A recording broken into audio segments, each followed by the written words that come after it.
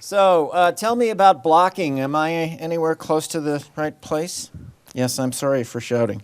Use your inside voice. Use my voice. Thank you, Paul.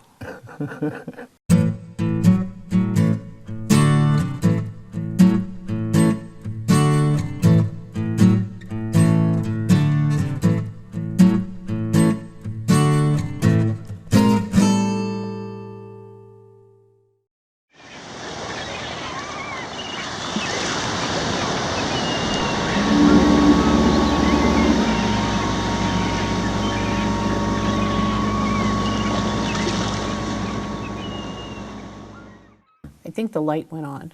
Are we ready to? We're ready to roll. We're rolling. Okay. We were just ad-libbing. Ad-libbing. Thank you, Paul. The things that he can put in later on. Okay. Anyway, So are we ready to start? yes. Okay. Welcome to Both Sides of Center. This is Sarah Levison. And that's Paul Tiber still. Still. Yeah. You're constantly evolving. We're all evolving as human beings. So, yeah. What's today's topic, So Paul? we're going to talk about don't wait. Yes. It could be don't wait and tell me, Yeah. but this is don't wait. Don't wait for second reading at City Council. So don't wait for the other shoe to drop. If you see something that concerns you, don't wait. Sometimes what you don't see and don't know makes you too late already. That's right. So, I fall back on the old adage of you know what you don't know, and you don't know what you don't know. So when I'm in the second realm and I see things that I go like, oh my gosh, I didn't know that. And then I suddenly go like, oh, I wonder all of the things that I don't know. So something going on in your neighborhood that you'd like to address, you think that government might be the option, or you've heard about something that's going to happen, don't wait. Well, I think it's too late. If you've heard. If you've heard, number one, and what, as a council person, and prior to being on council, what I found is that the trigger point for most people is when that empty lot that has provided them with an unobstructed view of our lovely mountains has a development sign put in the ground, or, as we chatted about the other day, the for sale sign. Right. Might be the second for sale sign, because it didn't sell to somebody the first time. When it's removed. And when it's removed. Yeah, people say, oh, they took that sign down.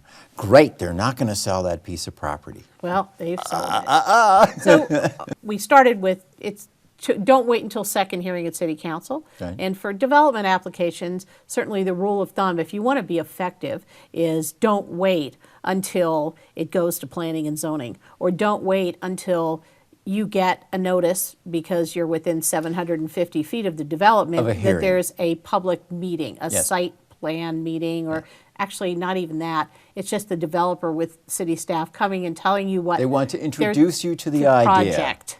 And of changing your neighborhood. and doing stuff maybe you don't want to see done. So let's back it up. What if you have that empty piece of land? What do you think the first steps would be, Paul? I actually have this fun, short story. My brother and his neighbor recognized that there was a piece of property that was prime for mountain development in between them, and they purchased it, and now it's a playground for the children or the bears.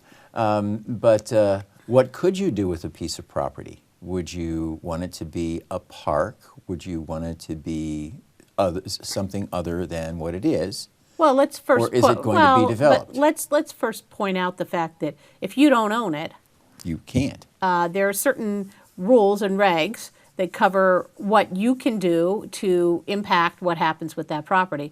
And the first thing that personally I would do is go to the Boulder County Assessor's website. Basically, Find any out who piece of owns it. property in the entire county, you can find out not only who owns it, the last time it was sold, how much it was sold for, and pretty much a history of the ownership through, Including taxes. including taxes and other things. And you can also do a little further digging to see if there's possibly easements on the property, other things like that. Or if it's even in the city.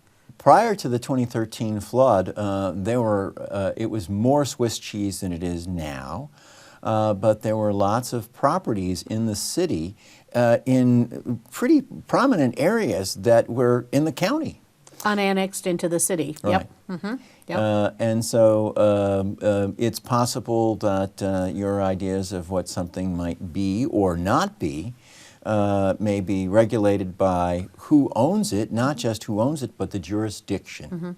So let's go to, now you've been to the Boulder County website for the assessor's office and you know who owns the property. So there's a couple things you can do. Look up who that person or company is, see what they do for development. And if there are articles about them, I would go and look at what they've developed before so you get an idea of what could happen. You could go as far as go down to the city and see whether or not they have made a pre-application for development for that property. So that information on pre-application, if they're talking to the city already, that's not published on the city's website. Let's just back up for a minute here. Because when you're talking about information that you can get from the county, that's from the assessor, or from the treasurer on whether they've paid taxes. But what you're missing here, or we might be missing, is the city records. So a building, when my house was built, it was actually in the county and then got annexed in. So that's true of commercial structures or all kinds of property. The city is going to have records that are different, separate from the county. And that has to do with building records. With that in mind, though, the city does publish, and we will post this on as a link for a resource for people to look at, a list of current development applications, including a map. So every one of those applications, that'll tell you the name of the project, the file number in the city, the name, kind of a brief description of what's going to be done, commercial, residential, and then the name of the developer, and then the staff member assigned. And that's from the city or from the county? That's from the city's website. That's from the city. So I think it's called the Active Development Log. Active Development Log, and then it's on the city's website. And then they also have a map that shows the location of all those projects. I'm going to give the city a compliment for record keeping, which I would not give them for campaign finance reform. But I started using the system a number of years ago before, as it's been evolving. And it's very cool. I have a login. Anyone can have a login. And it keeps all of my searches, cache my searches. And so I can go back and recall what I had been doing and find that in something that I had confined by certain parameters, that there was more development of that type since the last time I visited. So that's, I didn't know that technique. Thank you. Yes, it's. I hope that little special tip is understood by our viewers or our listeners. It's valuable to be identified by the system so it can store information for you. So once you know, say for example, there is a project under review with the file number, the description, you can go ahead and easily track that. And I would suggest actually engaging with the project manager, which is usually a city staff member or a contract planner in the planning department. And certainly you can go down there and take a look at the entire file. I mean, it's open record. Let me ask, how often does P&Z, Planning and Zoning Board, which is actually a commission, see development? Does it see all development that someone wants to do, or is it? Well, there are some things by revisions to the zoning code that staff will review and be able to do administrative. If there's going to be a variance. I don't see those signs anymore, but I used to see a sign that said variance applied for. So someone was going to, and that's also another sign that maybe you've waited too long. Well, but I have a feeling that some of the variances will be given to the Board of Variance and Appeals Right. or the other board. The two of them, it's hard to keep which one is straight and what they do. But there are two boards, and Master Board of Appeals. and then there's a Board of Variance and Appeal. Right. Again, be friendly with your city staff. They love what they do, Right. especially the planners, and they are very willing within certain time parameters to get their work done to help you understand what's going on. 2 years ago, I noticed a building on Main Street that I had originally had an interest in as a retail location. Had changed hands and was going to become a Moe's Bagels. But it sat for a really long time. And the owners of the building and the developer were incredibly unresponsive. Like, they just weren't responsive. But the city was very happy to tell me everything, send me documents, and so on.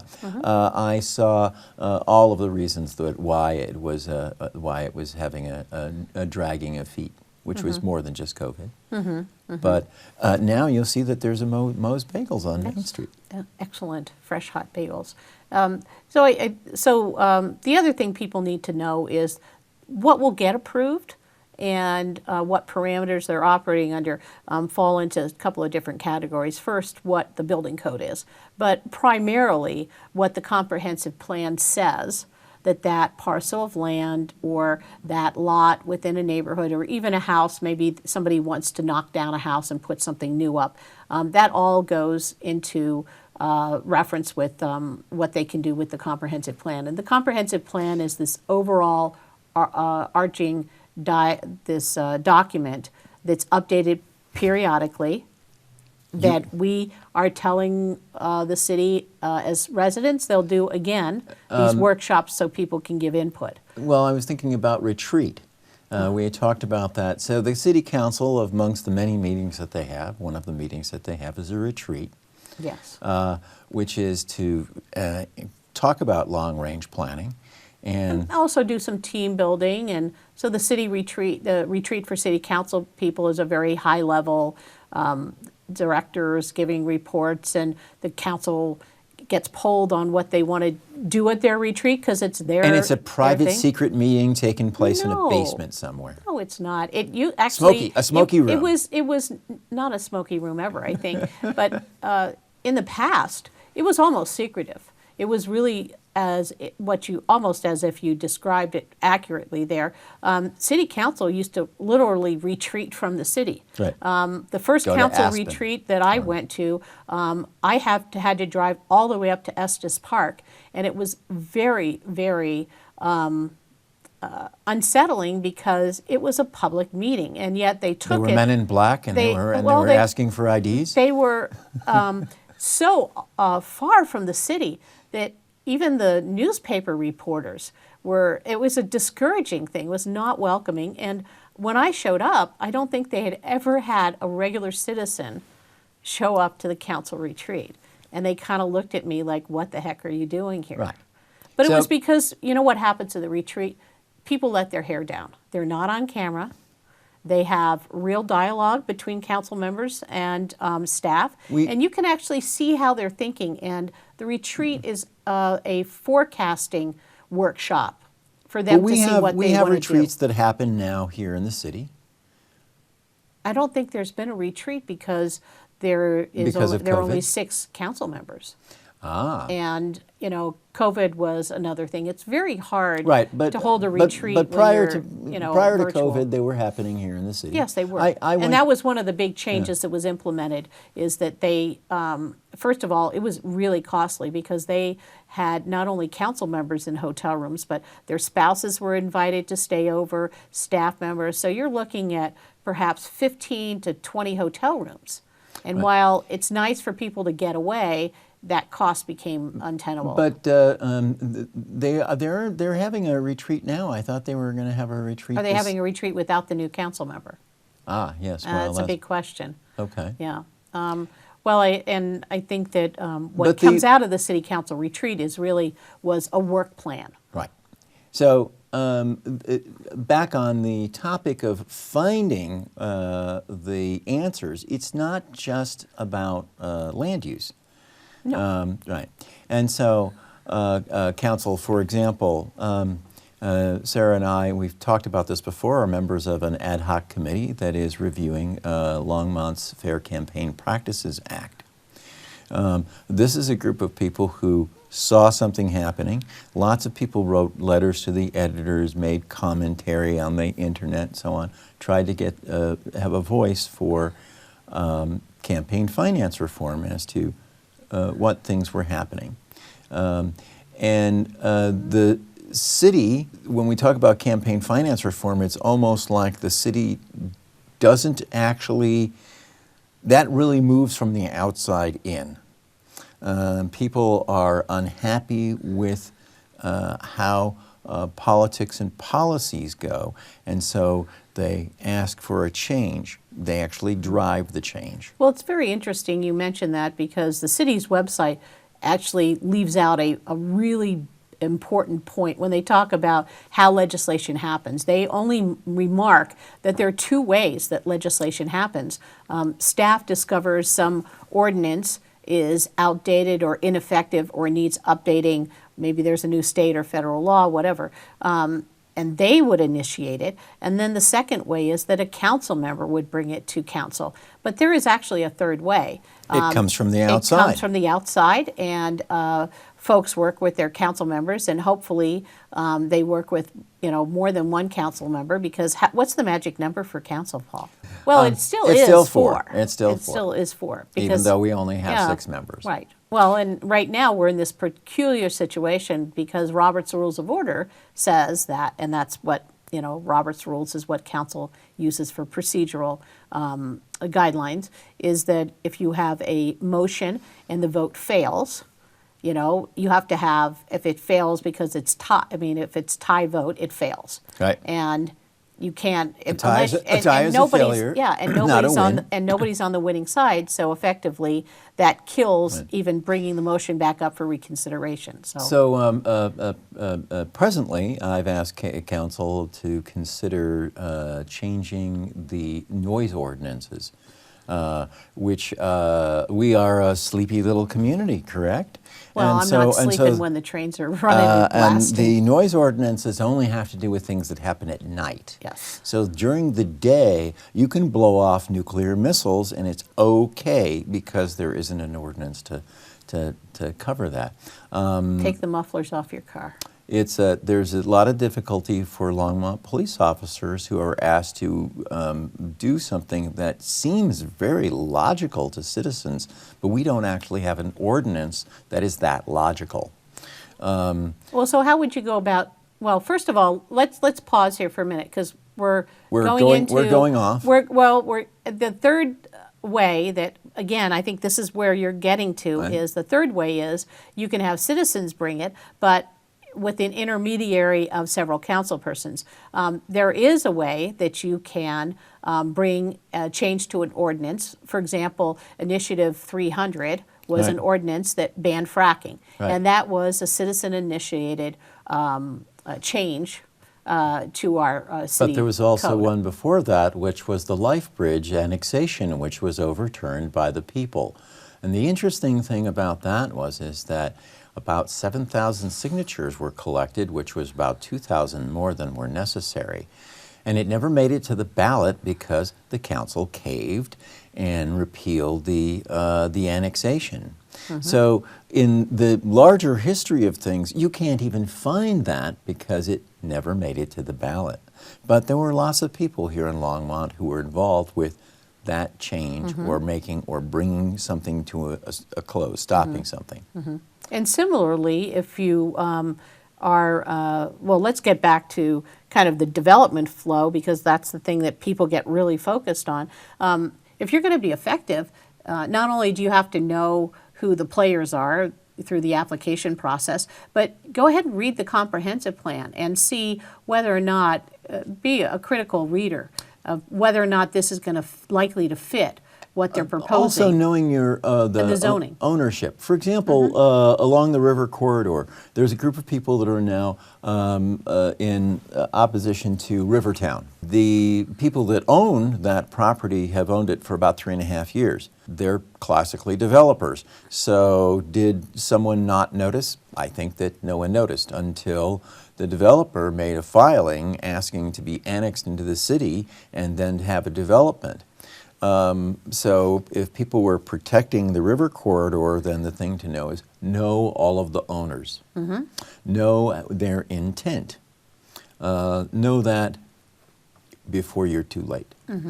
And I think that the other issue with development applications is that you have to really bring many people along. You might need 3 or 4 leaders who will read the comprehensive plan and understand what it says about residential development, that we should have lots with trees and grass or attractive landscaping and access to transportation and sidewalks and all that, and look at then the zoning. And also zoning can be changed. So something that might be zoned one way, and you as an the developer individual can come and ask, or the property owner can ask to have the zoning changed. You as an individual may have very little impact, whereas a group does.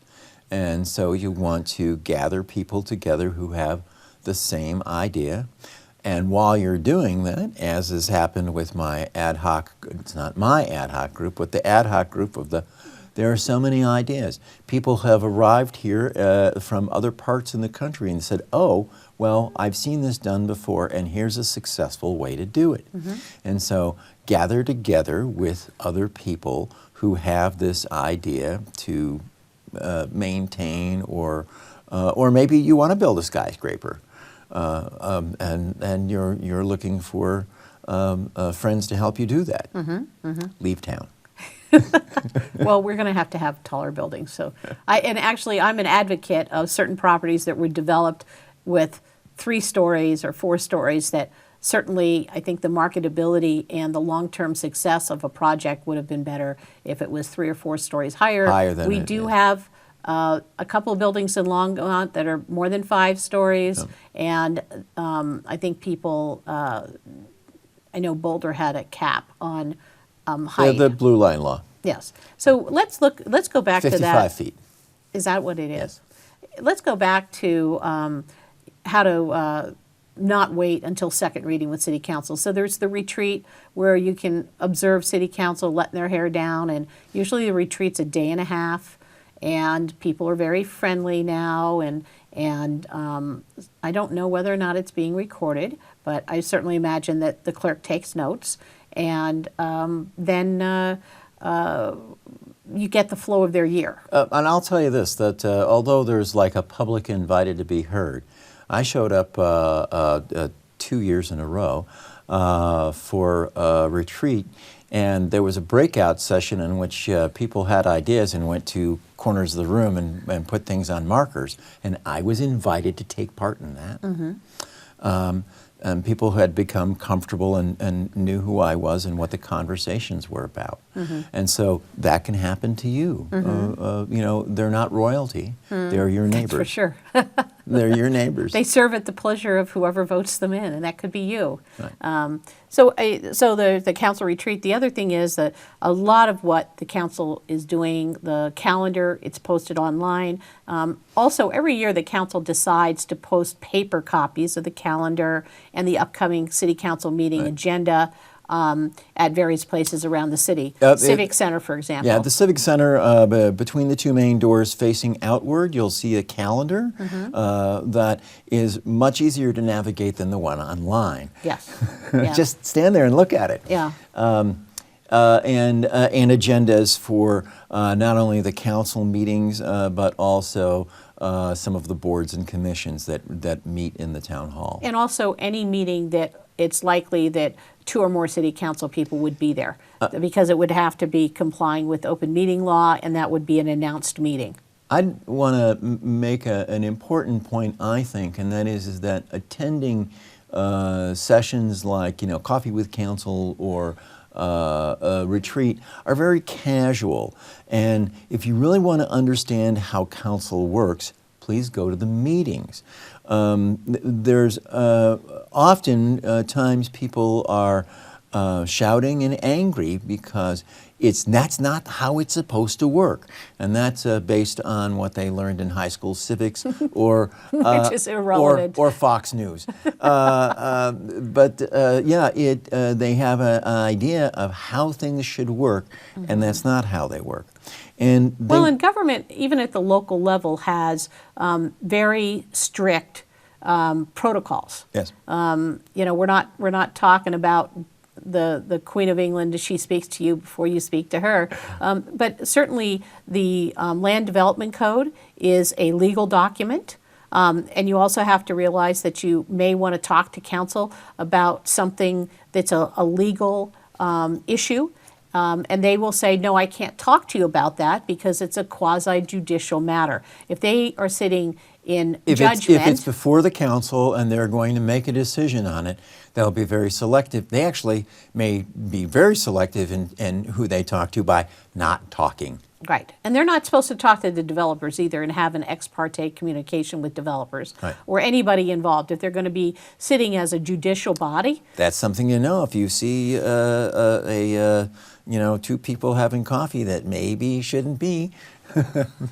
Well, I think that if you're, you could be forthright as a council person to declare that you are meeting with people. Right.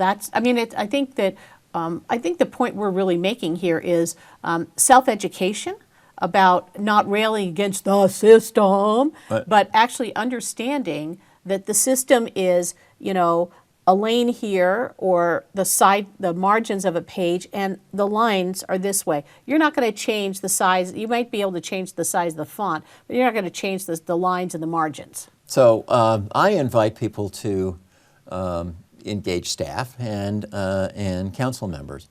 Generally, the decision makers are council members. Staff makes some decisions. They filter what's given to council to make the decisions. Staff can bring ideas, and you can be helpful with that.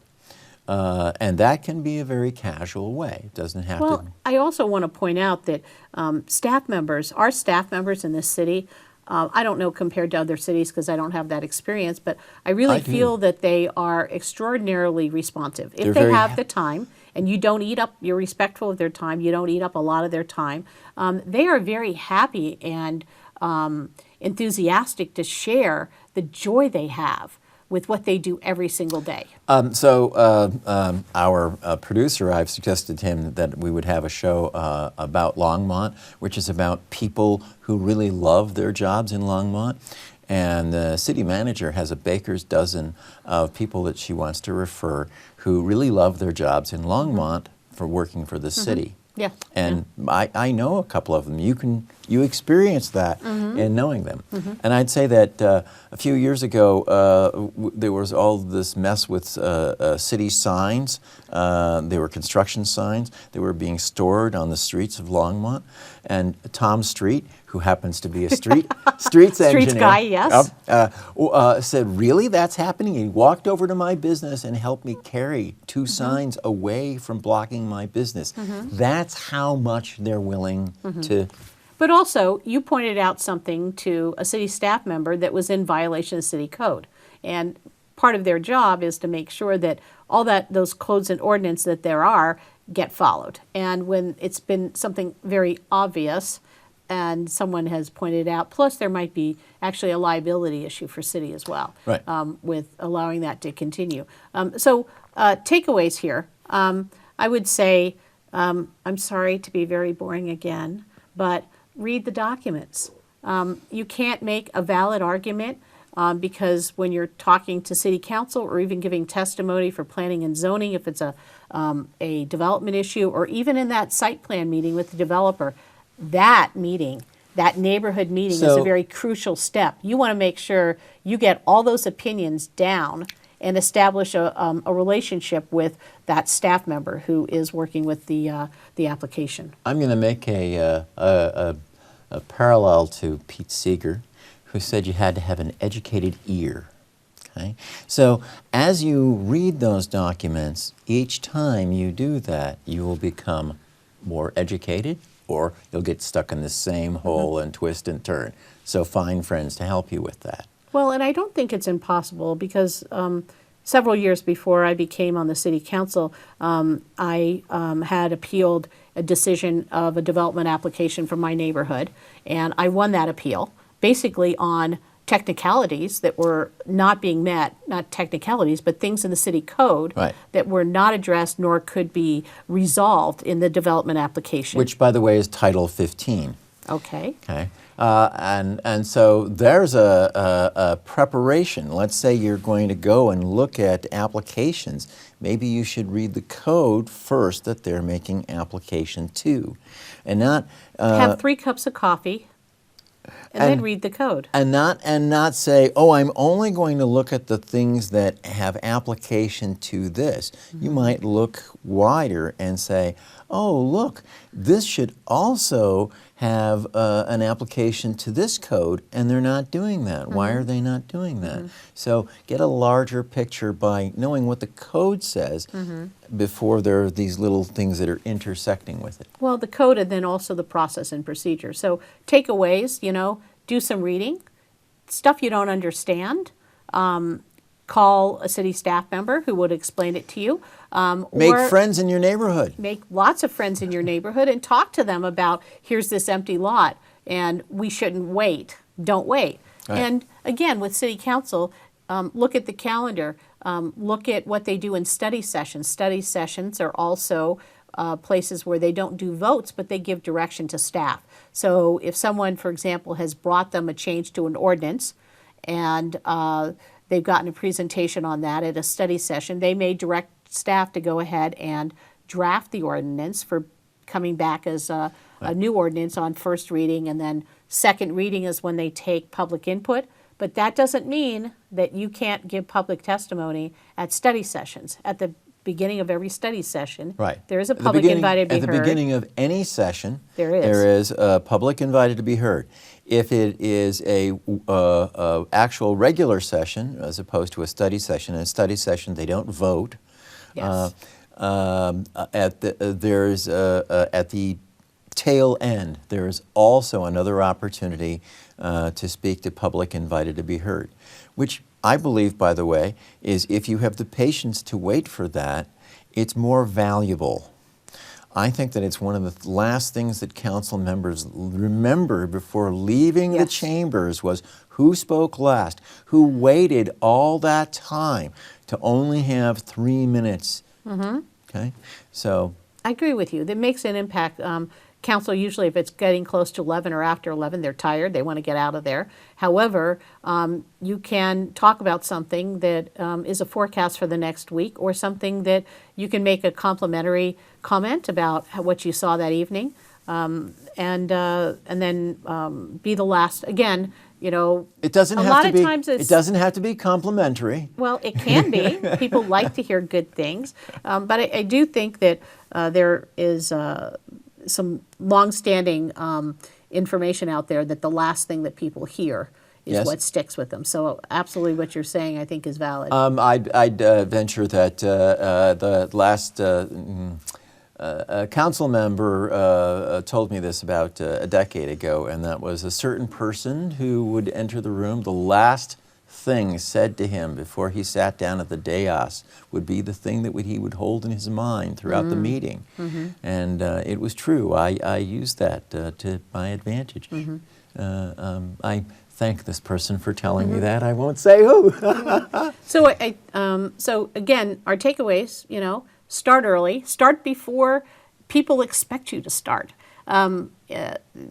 Go to council retreat or get information. Look at the council calendar. I think when it comes to being effective as just an ordinary citizen, getting involved early in the process and understanding your role and also how far you can push things makes you a much better advocate. So I would also add in the boards and commissions. Yes. If you're getting on a board or a commission because there's something that you are fervently want to change, give it up, go find something else to do. No, I definitely say go for it, Because if you want to make change, the first level is to become an advisor to city council. What you need to do, though, what I'm looking at is as an education on how things operate. Okay. Okay? Really have a good grasp on that before trying to make changes. And this is my experience in the last few years of the number of people that have moved here since 2012. I use that demarcation because that's when marijuana became legal in Colorado. That lots of people have come here from other places and they say, one, they have baggage from where they were and they want to change all those things and they bring it here and try to change it. We may have already done that. Or two, without really knowing, they want to alter Longmont to be hospitable to the way they like to do things. So there's... Which I see as a natural progression. It is, but without knowing what came before. And that's problematic. Also, Longmont's not corrupt. I've been working in Longmont politics for 30 years, and there have been corrupted people, but the city is not corrupt. Yet we have people who've come here from places that are really, truly corrupted and have that same expectation here. Go become familiar and make up your mind, but start with the place that is not corrupt. Let's start there at least. Well, I think the assumption is that we have a good government. We can make that assumption. And if you find something you don't like, then take those helpful tips, do your reading. And again, some of it's pretty boring reading, but the way City Council makes those decisions about planning issues is you have to quote chapter and verse, like the developer has, to justify why it doesn't meet the standard that we have, the legal standard in the city. It can't just be that I don't think there's enough grass or I don't like the color. I don't like it. I don't like it. Well, you know, what does it violate, or what does it not seamlessly support the goals and vision of the comprehensive plan and the zoning code? And again, your idea, you may have a good idea, or you may have, but you're not getting your ideas across. Other people, join with other people who maybe they don't have the same idea, but you never know where you're going to intersect and say, ooh, let's do that. It's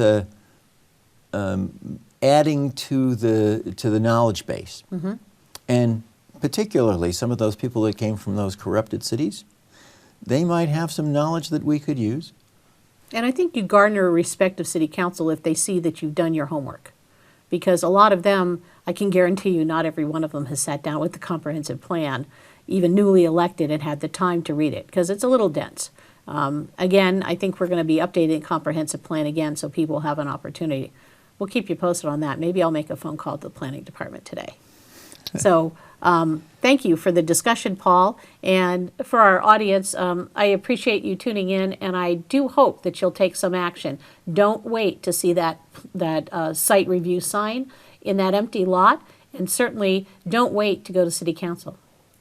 We're on both sides of Center on YouTube and on Twitter. Our website is under construction. It's just a thought. And you can reach us at both sides of Center at gmail.com. That's correct. So this is Paul Tiger.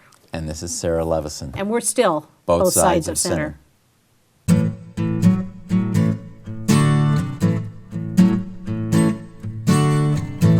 I think we ran a little long. How many minutes?